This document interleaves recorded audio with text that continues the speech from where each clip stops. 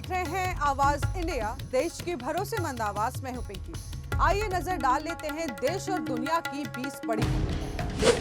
रक्षा मंत्री राजनाथ सिंह रामलला की प्राण प्रतिष्ठा की दूसरी वर्षगांठ समारोह में शामिल होने अयोध्या पहुंचे हैं। मुख्यमंत्री योगी आदित्यनाथ ने उन्हें महर्षि वाल्मीकि एयरपोर्ट पर स्वागत किया। दोनों नेताओं ने हनुमानगढ़ी और भव्य राम मंदिर में दर्शन पूजन किया। राजनाथ सिंह ने रामलला की आरती की और अंगद टीला परिसर में सभा में हिस्सा लिया। कांग्रेस ने भारत और पाकिस्तान के बीच मध्यस्थता करने के चीनी दावों को चिंताजनक बताया। महासचिव जयराम रमेश ने प्रधानमंत्री मोदी से चुप्पी तोड़ने का आग्रह किया। उन्होंने कहा कि ये देश की राष्ट्रीय सुरक्षा का उपहास प्रतीत होता है। पार्टी ने जनता से जवाब की मांग की है। कांग्रेस ने भारत के रुख को मजबूत बनाए रखने का आह्वान किया है। उपराष्ट्रपति सीपी राधाकृष्णन ने काशी तमिल संगमम 4.0 के समापन समारोह में कहा है कि भारत माता के चरणों में झुककर प्रणाम करना तमिल विरोधी नहीं बनाता। उन्होंने काशी और तमिलनाडु के बीच सांस्कृतिक बंधन पर जोर दिया। राधाकृष्णन ने राष्ट्रीय एकता और एक भारत श्रेष्ठ भारत की भावना को रेखांकित किया है। भारत ने चीन के साथ भारत पाक सीज फायर में मध्यस्थता के दावे को खारिज किया है। सूत्रों ने कहा है कि युद्ध विराम में किसी तीसरे पक्ष की भूमिका नहीं थी। भारत ने हमेशा ये रुख रखा है कि ऐसे मामलों में कोई बाहरी दखल नहीं दे सकता। पाकिस्तान ने सीधे भारत के डीजीएमओ से सीज फायर का अनुरोध किया है। मुंबई में बीएमसी चुनाव में सभी पार्टियां प्रचार में जुड़ी है। शिवसेना यूबीटी ने भाजपा स्टार प्रचारकों की सूची पर सवाल उठाया है। नेता संजय राउत ने पूछा कि पीएम मोदी और योगी आदित्यनाथ को मुंबई में प्रचार करने के लिए क्यों आना पड़ रहा है। उन्होंने कहा कि स्थानीय मुख्यमंत्री भी प्रचार में सक्षम हैं।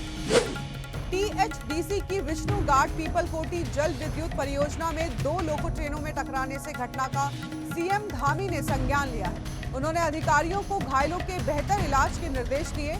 हादसा रात के समय हुआ था। प्रारंभिक जांच में तकनीकी गड़बड़ी सामने आई है। प्रशासन ने राहत और बचाव कार्य तेज कर दिया। कांग्रेस नेता वी हनुमंत राव ने बांग्लादेश में हिंदू की हत्या पर चिंता व्यक्त की है। उन्होंने अल्पसंख्यकों की सुरक्षा पर ध्यान देने की मांग की। ये घटना पिछले 2 हफ्तों में तीसरी हत्या थी। उन्होंने अंतर्राष्ट्रीय समुदाय को इस मामले पर सतर्क रहने का आह्वान किया। राव ने धार्मिक अल्पसंख्यकों के लिए सुरक्षा बढ़ाने की आवश्यकता जताई। अभिनेत्री नुसरत भरूचा उज्जैन के महाकालेश्वर मंदिर में भस्म आरती में शामिल हुई। उन्होंने मंदिर की परंपराओं के अनुसार जल अर्पित किया। इसके बाद मौलाना शहाबुद्दीन रजवी ने धार्मिक नियमों का उल्लंघन बताकर आलोचना की। उन्होंने कहा कि इस्लाम ऐसे कर्मों की अनुमति नहीं देता। सीतापुर के मेजर ध्यानचंद स्टेडियम का कायाकल्प जल्द होगा। सरकार ने 1.80 करोड़ रुपए स्वीकृत किए हैं। स्टेडियम की 4 दीवारी और भवन की मरम्मत होगी। खिलाड़ियों के लिए नई किट खरीदी जाएंगी। सुबह टहलने वालों के लिए अलग ट्रैक बनाए जाएंगे। आगरा में बुनियादी ढांचा परियोजनाओं में तेजी आई है। 5 मेट्रो स्टेशन 2025 तक लागू होंगे। उत्तरी बाईपास पूरा हो गया है। रेलवे पुल और खेरिया हवाई अड्डा का विस्तार हो रहा है। एक्सप्रेसवे से यातायात जाम कम होगा। हिल्स क्वीन शिमला नए साल के स्वागत के लिए तैयार है। रेस मैदान पर देर रात तक जश्न चलेगा। डीजे की धुनों के बीच नए साल का स्वागत होगा। नगर निगम और जिला प्रशासन ने तैयारियां पूरी कर ली हैं। होटलों में 80 से 90% तक ऑक्यूपेंसी है। रेलवे का नया टाइम टेबल 1 जनवरी से लागू होगा। धनबाद आने वाली ट्रेनों के समय में मामूली बदलाव होंगे। वंदे मातरम, तेजस राजधानी और दुरंतो ट्रेनें देरी से चलेंगी। कुछ ट्रेनों के समय में विशेष वृद्धि होगी। यात्रियों को जानकारी देने के लिए रेलवे तैयार है। लखीमपुर खीरी में नए रूट प्लान पर ई-रिक्शा चालकों और प्रशासन की बैठक हुई है। सभी चालकों को 1 महीने में नगर पालिका में पंजीकरण कराना होगा। नए रूट पर पायलट प्रोजेक्ट लागू होगा। 4 रूटों पर वन वे संचालन शुरू होगा। प्रशासन ने नियमों का पालन सुनिश्चित करने का निर्देश दिया है।